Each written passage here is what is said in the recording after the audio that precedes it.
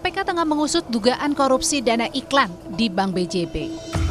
Selain meneliti dokumen yang disita dari rumah Ridwan Kamil, KPK juga telah menggeledah kantor pusat Bank BJB di Bandung, Jawa Barat. Dalam kasus ini, Ketua KPK Setio Budianto menyatakan status hukum Ridwan Kamil saksi.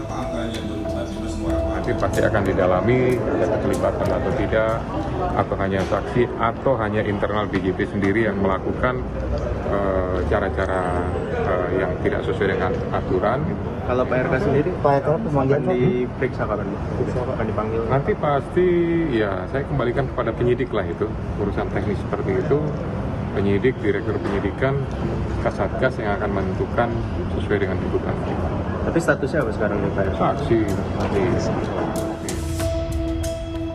Dalam kasus dugaan korupsi di Bank BJB, peneliti Pukat UGM Zainur Rohman menyebut KPK patut menyelidiki ada tidaknya cawe-cawe posisi Gubernur Jawa Barat saat itu terkait penempatan orang dengan dana yang digunakan untuk iklan.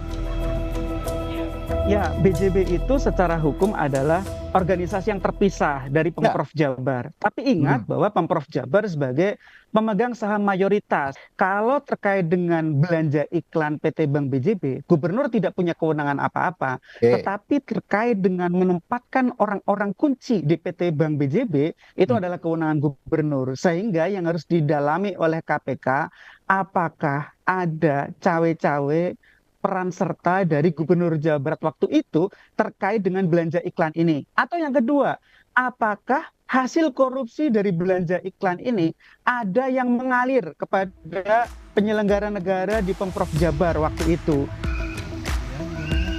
Setelah melakukan penggeledahan di rumah Ridwan Kamil, KPK menyebut pemanggilan Ridwan Kamil untuk diperiksa sebagai saksi dalam kasus ini tergantung pada penyidik. Tim Liputan, Kompas TV. Dalam perkembangan terbaru, Komisi Pemberantasan Korupsi telah menetapkan 5 tersangka dalam kasus korupsi di Bank Jabar Banten atau BJB. Dari 5 tersangka yang ditetapkan, salah satunya adalah mantan Direktur Utama Bank BJB. Yaitu nomor 13 sampai dengan 17 untuk 5 orang tersangka. Tersangka ini 2 orang dari pejabat Bank Jabar Banten, kemudian 3 orang dari swasta. 2 orang tersebut adalah Saudara YR, jabatannya selaku Direktur Utama Bank Jabar Banten. Kemudian yang kedua adalah Saudara WH, pimpinan Divisi Korsek Bank Jabar Banten.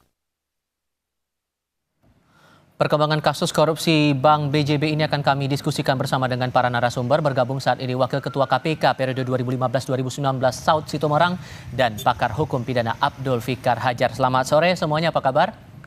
Sore, Iqbal, apa kabar? Terima kasih sudah bergabung bersama kami. Kabar kami juga sehat selalu di sini. Pak Saud, kalau melihat penggeledahan yang dilakukan KPK waktu itu di kediaman mantan Gubernur Jawa Barat Ridwan Kamil, sementara di sisi lain RK belum pernah diperiksa sebagai saksi, apakah itu proses yang wajar? Ya, mungkin karena sebenarnya itu sesuatu yang wajar. Karena mungkin, tapi selama ini kan biasanya dia sprindik dulu, namanya disebut baru digeledah. Kalau dalam putusannya Mahkamah Konstitusi tahun 2014 itu kan apa yang disebutnya memperluas objek pra-peradilan itu mencakup penggeledahan dan penyitaan. Jadi itu bisa dilakukan. Ya, cuman pertanyaannya kan ini jadi tradisi di KPK yang menurut saya menimbulkan pertanyaan-pertanyaan dengan material yang begitu terbatas, kemudian ya orang mereka-reka di formilnya, dengan material yang begitu terbatas orang bicara formilnya itu bisa terjadi, tetapi ini memang sesuatu yang tidak biasa dilakukan.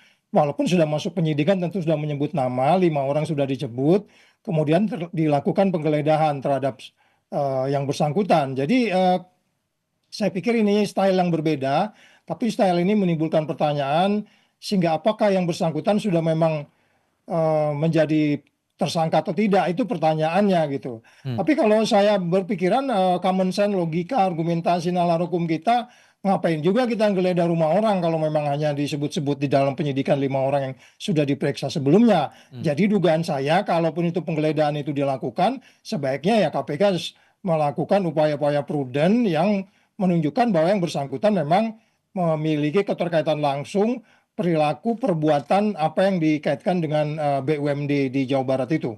Oke, dengan posisi bahwa BUMD Bank BJB ini mayoritas dipegang sahamnya itu oleh pemerintah Pemprov Jawa Barat, Pak Fikar, kalau Anda menganalisis kasus ini seberapa besar peran dari Pemda dari tataran Pemprov untuk kasus pengadaan iklan di Bank BJB ini? Iya, karena pembangunan daerah itu pemilik sahamnya Pemda, ya, maka saya kira Pemda itu juga ikut mengendalikan gitu ya, dalam arti apakah itu kebijakan atau apa, dan Pemda itu representasinya adalah kepala daerahnya gitu ya, kepala daerahnya.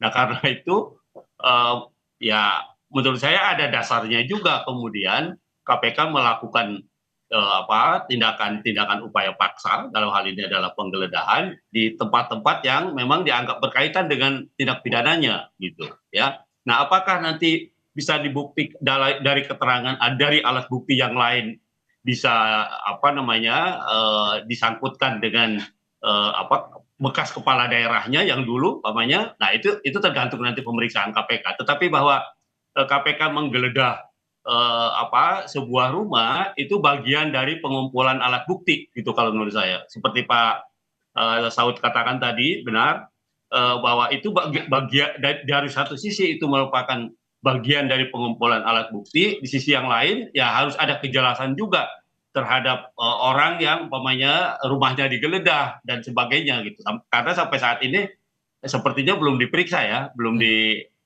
dilakukan pemeriksaan begitu. Tapi juga terakhir kami dapatkan informasinya KPK akan memanggil juga Ridwan Kamil, Pak Saud. Sepenting apa atau sekrusial apa posisinya dan sejauh mana harus digali oleh penyidik terhadap Ridwan Kamil ini dalam perkara ini menurut Anda? Ya itu presiden di daerah kan bertanggung jawab sama perkembangan daerah itu. Makanya badan usaha milik daerah, kenapa itu dikaitkan dengan potensi apa nanti kita belum lihat formilnya ya. Material yang maksud saya, apakah itu dia dikenakan pasal yang dikaitkan gratifikasi atau pasal 2 pasal 3-nya. Karena ini kan pengadaan barang dan jasa. Most likely pengadaan barang dan jasa itu ya pasal 2 pasal 3. Dalam hal ini berbuat atau tidak berbuat, dia gunakan wewenangnya atau yang lain-lain. Jadi sekali lagi bisa jadi ini strategi yang saya selalu bilang itu strategi bubur panas yang ngambil dari pinggir-pinggir dulu. Ya, tapi kan banyak kejadian ini namanya strategi buburnya malah basi gitu, nggak ditindaklanjuti. Ini yang menimbulkan pertanyaan. Termasuk Tipal tanya saya sore hari ini kan pasti di kepalanya, ini jadi nggak sih ini? Gimana sih ini kan gitu ya. Jadi ini mungkin ya kita awasi saja supaya kemudian KPK menjadi sebuah institusi yang bisa menjadi contoh yang disebut sebagai koordinasi supervisi monitoring kepada institusi yang lain gitu Tipal. Oke, kalau menurut Pak Fikar urgenkah untuk diperiksa setelah digeledah rumah Ridwan Kamil ini, Pak Fikar? Ya, saya kira sangat berdasar gitu ya. Tiba-tiba rumah orang diperiksa, maka ya menurut saya orang ini harus diperiksa juga. Apa kaitannya dengan pemilik rumah kan begitu, ya kan? Kalau tidak ada kaitan kan juga tidak logis gitu ya. Tidak logis dan menurut saya tidak ada dasarnya juga gitu. Nah, karena ini bahwa melacaknya dari tindak pidananya ya, dari perbuatannya gitu ya oke, tapi kemudian juga harus dikaitkan dengan kalaupun pada kalau tempat umum sih nggak ada masalah gitu, tetapi ini tempat rumah orang kan, rumah seseorang gitu. Nah karena itu kemudian harus jelas juga posisi seseorangnya itu, pemilik tempat yang digeledahnya begitu. Oke, membaca kasus dari penggelembungan atau markup uang iklan, Pak Saud, ini kalau Anda menangkapnya untuk bank daerah terutama yang dikelola oleh mayoritas ya dari tataran pemerintah daerah atau pemerintah provinsi, ini hal yang lumrahkah terjadi? Iya, nanti yang menarik nanti kan BPK harus mengaudit gitu. Karena kalau di dalam usaha itu kan ada input, output, outcome, impact gitu ya kan. Ngeluarin uang sekian miliar itu kalau ada gunanya untuk apa juga, nanti BPK harus mengaudit itu sehingga nanti di situ terlihat di mana penyimpangannya, di mana sesuai nggak dengan peruntukannya dan seterusnya. BPK pasti akan bisa mengaudit itu apakah dalam kaitan kinerja perbankan itu maupun dalam kaitan yang disebutnya strategi pemerintah untuk mengembangkan bank itu. Jadi yang menjadi masalah kan sekarang itu kalau dibicara dia menyebut peruntukannya adalah untuk Iklan berarti kan supaya nasabah datang, supaya bank itu banyak didatangi oleh siapapun untuk kemudian nyimpen uang di situ dan seterusnya dan seterusnya. Ya ini justru tadi kan terbalik dong. Masyarakat lo ini untuk iklan aja kamu korupsi, ngapain gue nyimpen di banknya lo kan gitu kan. Jadi aneh gitu. Oke, termasuk juga untuk analisis penempatan orang-orang yang bertanggung jawab untuk urusan penempatan dana iklan ini juga perlu ditelusuri lebih lanjut juga Pak Fikar?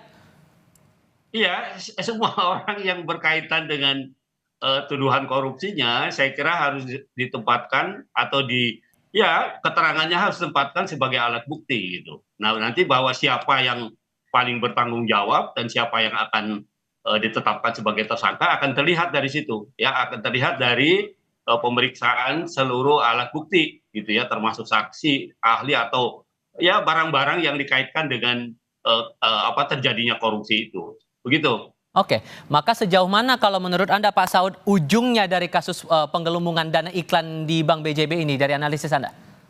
Ya sangat common di daerah bahwa pemerintah daerah dalam hal ini gubernur kalau di provinsi adalah penentu dari maju mundurnya daerah itu. Dan kita tahu Bank Pembangunan Daerah di mana saja memberikan kontribusi yang signifikan, walaupun di banyak catatan kita carut marutnya cukup banyak, baik itu penentuan orang, terus strategi bisnisnya, teori kompetisinya dengan perbankan yang lain, itu teori bisnis kan banyak yang mereka sebenarnya once itu mau dilaksanakan mereka tidak prudent sehingga kemudian mereka tidak kompetitif dalam persaingan bisnis.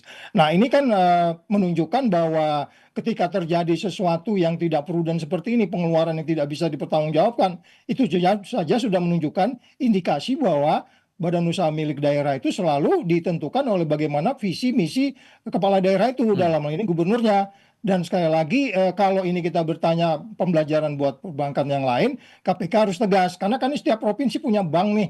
Ya. Jangan ini ya semuanya kayak begini juga gitu. Modusnya itu iklan dan lain-lain, pemberian kredit kepada orang yang konflik of interest, tidak transparan. Ini kan kita baru bicara satu sisi. Sisi lain belum dipelajari dan itu saya harapkan KPK harus masuk kemudian mencari satu model untuk kemudian menjaga bank di daerah ini. Banyak juga yang baik untuk kemudian tetap kompetitif gitu Mas Opal. Oke, Pak Saud, Pak Fikar, terima kasih banyak sudah berbagi pandangan bersama kami kali ini. Sehat selalu semuanya. Selamat sore.